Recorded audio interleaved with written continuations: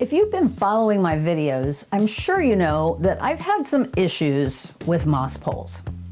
Going way back, I thought that aroids would cling to cocoa coir poles, but I was misled.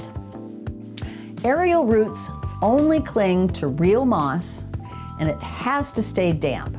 So here's a recap of what I've learned.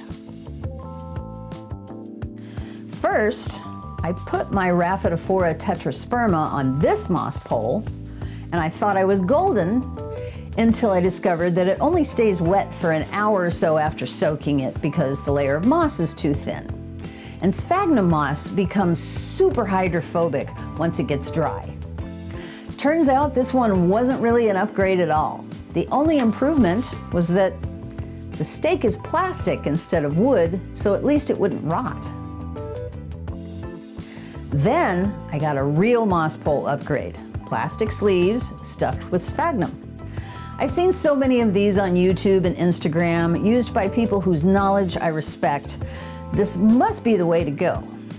But then I tried to put it together with dry moss and wet it after I attached the plant. Here's how that went.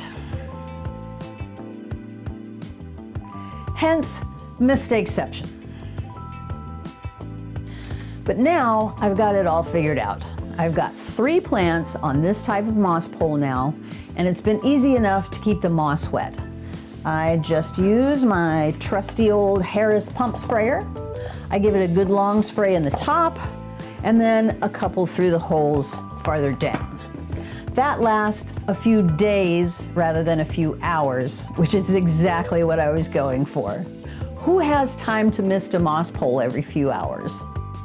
Also, since I've been using these, I've discovered that the plants they're in don't need to be watered as often because the moss keeps the soil wet longer. So, there's your quick tip moss pole recap. 1, use real moss. 2, make sure it's a thick layer of moss because it has to stay damp. 3, for the love of God, make sure it's wet before you tie the plant to it. And 4, water less often. Did you learn anything from my multiple mistakes? I sure hope so.